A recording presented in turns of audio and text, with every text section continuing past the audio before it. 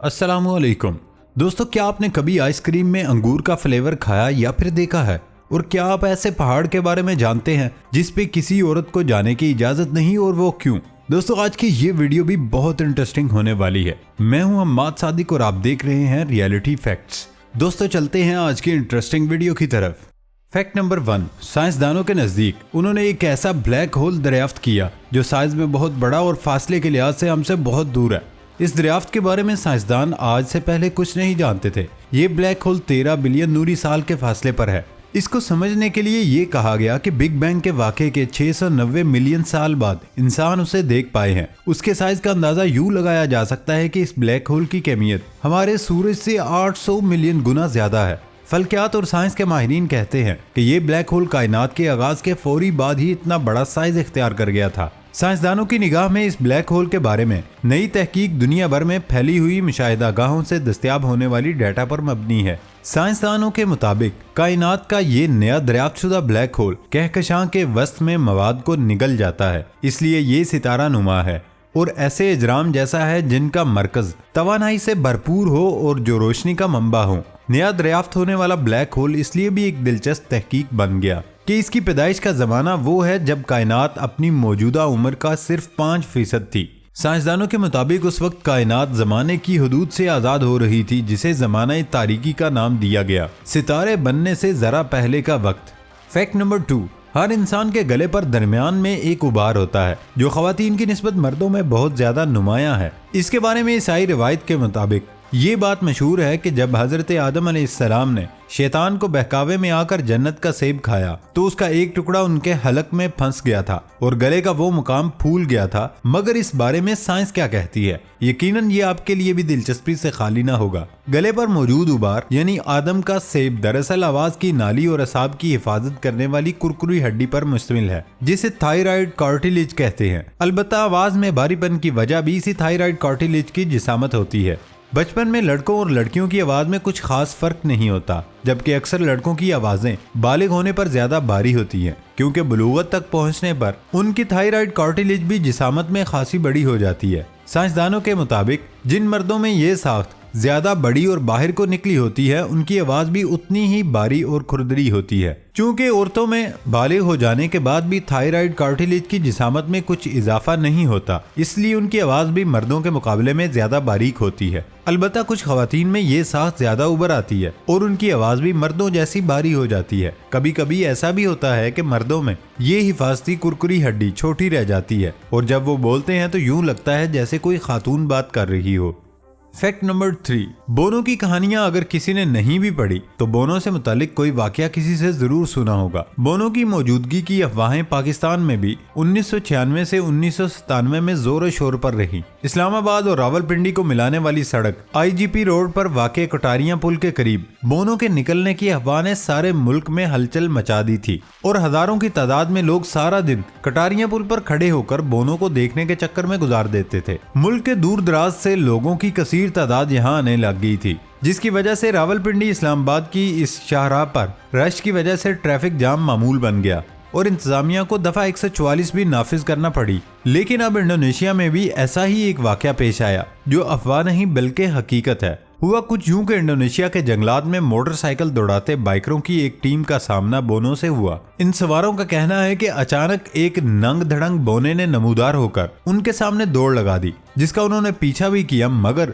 उसकी रफ्तार मोटरसाइकिल से भी तेज थी और पलक झपकने में वो गायब हो गया। इससे पहले भी इंडोनेशिया के जंगलात में बोनो की मौजूदगी की रिपोर्ट शाया हो चुकी है, जिनमें यह इंकशाफ किया गया था कि बोनो के एक कबीला 5000 साल से इन जंगलात में आबाद है, मगर तलाश बिसार के बावजूद उसका सुराग नहीं लगाया जा सका। मगर ये बोने अपनी मौजूदगी का एहसास मुख्तलिफ औकात में दिलाते रहते हैं। इंडोनेशिया के जंगलात की सैर करने वाले सयाहों का आमना सामना इनसे होता ही रहता है। फैक्ट नंबर 4, दुनिया का सरतरीन रिहायशी मुकाम रूस का एक कस्बा वेमिया कौन है। यहाँ दर्जा हरारत -52 तक चला जाता है। सर्दियों में यहाँ सूरज सिर्फ 3 घंटों के लिए तुलू होता है। जमीन के कुतुब जुनूबी में ये टेम्परेचर इस कदर कम है -52 डिग्री सेंटीग्रेड पर भी चला जाता है। लेकिन रूस में एक गांव ऐसा है जिसे दुनिया का सबसे सर्द तरीन कस्बा करार दिया गया। दिलचस्प बात यह है कि यहाँ के मकीन सारा दिन अपनी गाड़ियां चलाते रहते हैं। मुबादा के एक बार गाड़ी बंद की तो इंजन मुकम्मल तौर पर ही बंद न हो जाए, क्योंकि सख्त सर्दी के बायस बैटरी डाउन हो जाती है। गांव अब भी जदीद सहूलतों से महरूम है, या यूं कह लें कि गांव के बासियों ने खुद को माहौल के मुताबिक ऐसा डाल लिया कि वो अपनी जरूरियात भी अपने माहौल और मौसम से पूरी करते नजर आते हैं। घरों में कोयला और लकड़ी को जलाकर तवानाई और रोशनी हासिल की जाती है, और गाँव के पावर हाउस में लकड़ी या कोयला की कमी दरपेश आ जाए तो गाँव 5-5 घंटे के लिए तारीकी में डूब जाता है। फैक्ट नंबर 5, आइसक्रीम में कभी भी अंगूर क्यों नहीं मिलाया जाता? आइसक्रीम के शदाइयों से इसके जायकों की फहरिस्त को पूछें, वो आपको एक लंबी फहरिस्त गिनवा देंगे। लेकिन कहीं किसी दुकान या आउटलेट पर जाकर फहरिस्त को खुद से भी देख लें, उनमें एक जायका गायब होगा। अंगूर की आइसक्रीम का जिक्र ना सुनने को मिलता है और ना ये खाने को मिलती है। आपने कभी सोचा इसकी वजह क्या है? अंगूर में पानी की मिकदार ज्यादा होती है, इसलिए इसका इस्तेमाल तरोताजा रहने के लिए किया जाता है, और यही वजह अंगूर की आइसक्रीम दस्तयाब न होने की है। अंगूरों को जमाने की सूरत में आइसक्रीम की बजाय बर्फ बन जाती है। अंगूर के ऊपर से उसकी जिल्द न उतारने की सूरत में अंगूर का छिलका मुंह में आ जाएगा और जिल्द उतार देने से उसका जायका खत्म हो जाता है। अंगूर की आइसक्रीम की दस्तयाबी गली मोहल्ले में मौजूद दुकानों पर छोटे पैमाने पर बनने वाली आइसक्रीम में तो हो सकती है, लेकिन सनती पैमाने पर इसकी तैयारी को मुश्किल करार दिया जाता है। सवाल यही उठता है कि चेरीज में भी पानी की मिकदार 81% है, फिर उसकी आइसक्रीम कैसे होती है? इसका जवाब आइसक्रीम बनाने वाली मशहूर कंपनियों की तरफ से है कि लोग चेरीज का जायका ज्यादा पसंद करते हैं, इसलिए उसकी आइसक्रीम बनाने की कोशिश करना मायने रखता है। ज्यादातर लोग आइसक्रीम और अंगूर दोनों को बेजोड़ समझते हैं। आइसक्रीम बनाने की मशहूर फैक्ट्री बेन एंड जेरी ने अंगूर की आइसक्रीम बनाने की कोशिश की थी। कंपनी के फ्लेवर लैब में जायका चखने वाले मेहमानों को उसका जायका कुछ खास मुतासिर नहीं कर सका, इसलिए इस ब्रांड ने दोबारा ऐसी कोशिश ही नहीं की थी। फैक्ट नंबर 6, वो पहाड़ जहां औरतों को जाने की इजाजत नहीं। यूनान के शुमाल मशरिक में ईसाई मजहब का मुकद्दस मुकाम माउंट एथोस वाक़ है।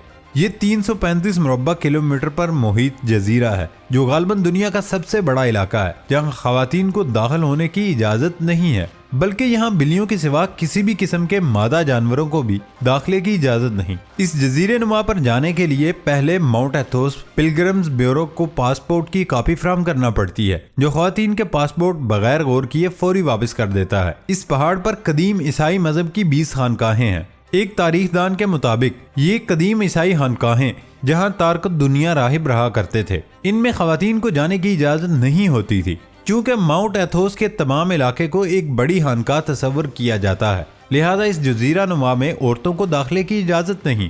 रोजाना की बुनियाद पर 100 कदामत पसंद और 10 गैर कदामत पसंद मर्दों को यहाँ दाखिले की इजाजत दी जाती है, जो 3 रातें यहाँ क़याम करते हैं। अगर इन ज़ायरीन के साथ खवातीन आए भी तो उन्हें जजीरा नुमा की सरहद के बाहर ही क़याम करना पड़ता है। ये रिवायत गुज़श्ता 1000 साल से चल रही है और आज भी खवातीन को माउंट एथोस के साहिल से कम से कम आधे किलोमीटर की दूरी पर रोक दिया जाता है और उन्हें करीब नहीं आने दिया जाता। फैक्ट नंबर 7, हाईलैंड के इलाके में कुरून वस्ता के जमाने में एक कब्र दरियाफ्त हुई, जिसमें एक चीफ के साथ मजीद 5 खोपड़ियां भी मिली हैं। सकाफती माहिरीन ने कब्र को 6 सरों वाला चीफ का टाइटल दिया। माहिरीन तजब्जुब का शिकार थे कि एक आदमी के साथ दफन होने वाले 5 दूसरे अफराद कौन हैं और क्यों दफन किए गए, या अगर सिर्फ सर दफन किए गए हैं तो ये किन लोगों के थे। इब्तदाई तौर पर कहा गया था कि ये किसी अहम रहनुमा की कब्र है जिसके लिए मजीद अफराद को दफना दिया गया था। ये भी कहा गया कि उन्हें किसी जादू की गरज से हलाक किया गया था ताकि खोपड़ी वगैरह से कोई जादुई काम लिया जा सके। फिर भी ये सवाल अपनी जगह कायम था कि उन्हें एक ही कब्र में दफन करना क्यों पसंद किया गया। अब साइंसदानों ने तस्दीक करते हुए कहा कि ये तमाम अफराद कदीम ब्रिटिश राहबों से ताल्लुक रखते थे। उनमें से 6 को मारकर यहाँ लाया गया था। उन्हें पहले कहीं और दफनाया गया था। बाद में सबके लिए एक ही कब्र बना दी गई। नई तहकीक के मुताबिक एक खोपड़ी 8वीं और 10वीं सदी के दरमियान में दफन होने वाले की है, जबकि तीसरा सर 13वीं सदी और चौथा सर 15वीं सदी के अवाइल में दफन होने वालों का है। ये दोनों या तो आपस में कजन थे या फिर चचा और भतीजा थे। दीगर खोपड़ियां भी उसी खानदान के अजीज़ो कारब की थीं। बाकी मादा खोपड़ियां 15वीं सदी में दफन होने वाले दादा, अब्बू और माँ की हो सकती है। साइंसदानों का कहना है कि डीएनए रिपोर्ट की रोशनी के मुताबिक चीफ के साथ मरने वाले भी करीबी रिश्तेदार थे। इसी कब्र के करीब ही एक और खोपड़ी भी मिली थी। यूं कुल तादाद 7 हो गई। ब्रैडफोर्ड यूनिवर्सिटी के माहिर आसारे कदीमा उनके मुताबिक यहाँ बात ही कुछ और है। एक आदमी का कद 5 फुट 9 इंच है। डीएनए के मुताबिक उसके चेहरे के दाएं जानिब गहरा घाव है जो किसी तलवार का लगता है।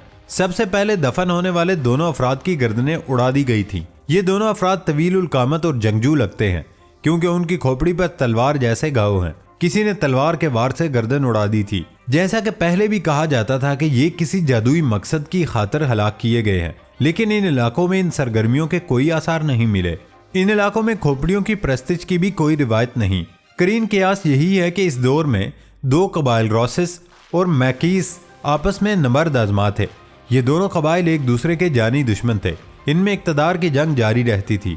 इस कब्र में दफन होने वाला एक चीफ सरकशी का निशाना बनकर हलाक हुआ। 1480 की दहाई में चर्च की दोबारा तामीर के वक्त इन कब्रों का इंकशाफ हुआ, जिन्हें अब अजायब घर में मुंतकिल कर दिया गया है।